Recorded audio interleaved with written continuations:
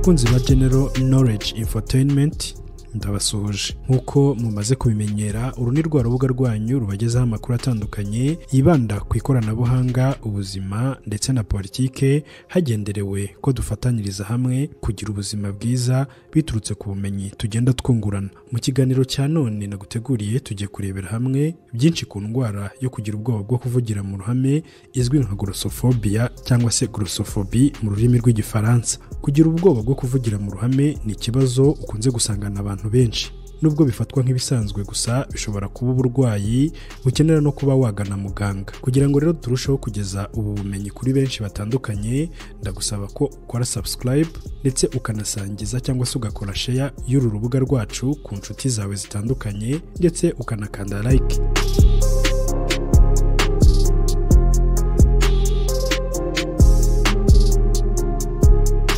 Mu gutangira, reka turebere hamwe icyo glossophobia ari cyo. Glossophobia cyangwa se glossophobie biva ku ijambo ry'ikigiriki rigizwe n'amajambo abiri. Glossa bivuga ururimi na phobos bivuga ubwoba cyangwa se igihunga, byateranirizwa hamwe bikaba glossophobia, bikaba ubwoba cyangwa se igihunga cyo kuvugira mu ruhame.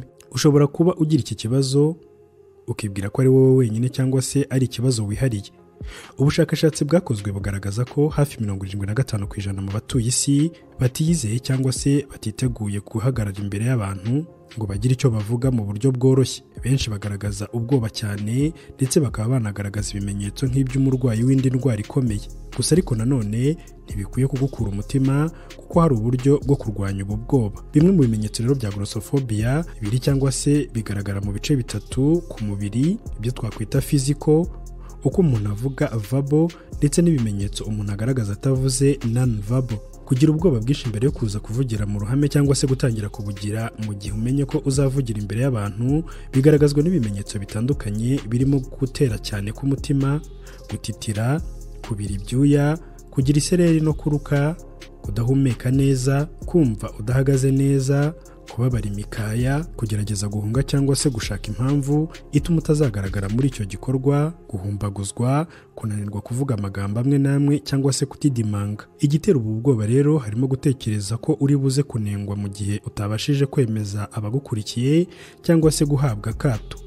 Akenshi rero aba bantu usanga ikibitera ari uko baba barahuye n'ibitarabashimishije, nko gusekwa imbere y'abandi ukiri muto mu gihe uvuze ikintu kitari cyo cyangwa se kunengwa mu bundi buryo. Nanone kandi bishobora no guterwa no kuba barigeze gutunguzwa kuvugira imbere y'abantu batiteguye, bikaza kurangira batabyitwayemo neza. Aha naho ubu bwoba bushobora kuhahera bugakura. Kimwe n'ibindi bibazo bitandukanye, ushobora kwibaza uko iki kibazo cyo kugira ubwoba bwo kuvugira mu ruhame gishobora gukira. Inama abahanga bagira umuntu ugira ubu bwoba bwo kuvugira mu ruhame nuko niba mu kazi cyangwa se mu buzima bwe bwa buri munsi ubu bwoba buhora bugaruka, ashobora kwegera umuganga akamutekerereza iki kibazo afite. Akaba kandi ashobora no kwegera inzobere mu myitwarire n'imitekerereze, clinical psychologist, bakamufasha kumenya neza ikibutera. Aha niho aba bahanga bashobora kuvumburira ko ikigutera ubu bwoba kidafite agaciro, wenda ari uko wigeze gusekwa ukiri umwana, bityo ukaba wahita uhindura ibitekerezo. Akamaro ko kuganira n'inzobere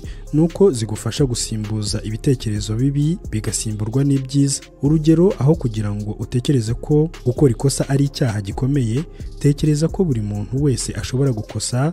Mu gihe uri kuvugira imbere y'abantu, wumve ko nawe uri umuntu ukwiye kwihanganirwa amakosa ye. Aho gutekereza rero ko abagukurikiye bakubonamo umuntu udashoboye, tekereza ko ari nk'abafana bawe cyangwa se wumve ko baje kugushyigikira.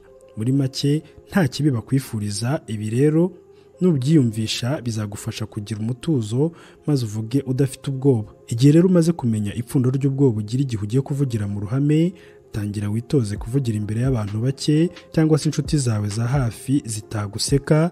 Noneho uko ugenda wiyizera, ukomeze kuzamura umubare wabo uvugira imbere. Mu gihe rero ibi byose tukubwiye haruguru bidatanze umusaruro, ushobora kugana kwa muganga, kuko hari imiti ishobora kwifashishwa ikaba yagufasha kurwanya iki kibazo. Muri yo twavuga nk'imwe mu miti ikunda gukoreshwa mu kugabanya umuvuduko w'amaraso, ikaba inakoreshwa mu kuvura ibimenyetso by'indwara ya glossophobia. Hari kandi n'indi miti ikoreshwa mu kurwanya depression cyangwa se agahinda gakabije, nayo ikaba ari imwe mu yifashishwa. Indi nama ugirwa nuko mbere yo kuvugira mu ruhame, niba bigushobokera, subira bwa nyuma mu byo uri buze kuvugira imbere y'iyo mbaga, Aha kandi banakugira inama yo kwirinda kurya cyangwa se kunywa cyane mbere yo kuvuga kuko bishobora kukongerera stress. Mu gihe rero wageze aho uri buvugire, imenyereza aho hantu.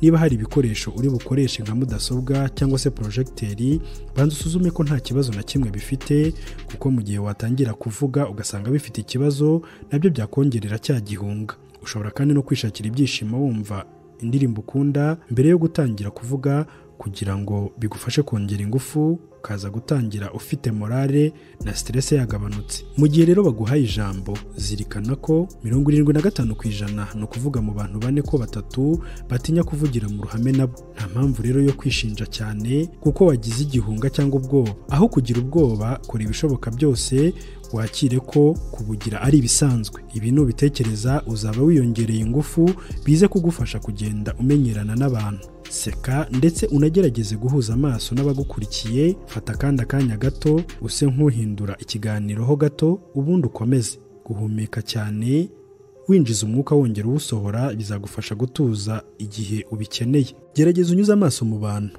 Aha ariko niba ubonye bigutera igihunga, mu gihe uri kubwira abantu benshi, burya haba harimo umuntu umwe ugukurikiye cyane, ubona kwitayeho, ubona ko ari umuntu mwiza. Uyu rero sa n'umwibanzeho, araza kugufasha kumva ko utari wenyine. Gukoresha ibimenyetso by'umubiri nabyo biri mu byagufasha. Ni byiza ko utaguma ahantu hamwe cyangwa se ngo ukore ibintu bimwe, kuko bituma urambirwa ndetse n'abagukurikiye bakakurambirwa vuba. Mu gihe rero wumva utarashira igihunga neza, ushobora gutangira ubwira abantu ko wenda utamenyereye cyane kuvugira mu ruhame, ko ariko wizeye ko baza kubigufashamo. Aha rero abo ubwira ubukuruye amarangamutima yabo. Ikosa ryose wakora ntibaritindaho cyane. Dusoza rero, reka tukubwire ko kugira ubwoba bwo kuvugira mu ruhame ari ibisanzwe, ariko kandi ko ushobora kurwanya glossophobia mu buryo bumwe cyangwa ubundi. Muri make, uko ugenda wimenyereza gake gake, bizagufasha gukunda cyangwa se kwishimira kuvugira mu ruhame. Iyi ni General Knowledge Infotainment, njye waguteguriye iki kiganiro ndi Sam. Mukomeze kubana natwe, mudufasha mukora subscribe ndetse munasangiza abandi inkuru tubagezaho, kugira ngo nabo babashe kugira ubumenyi muba mwungutse namwe.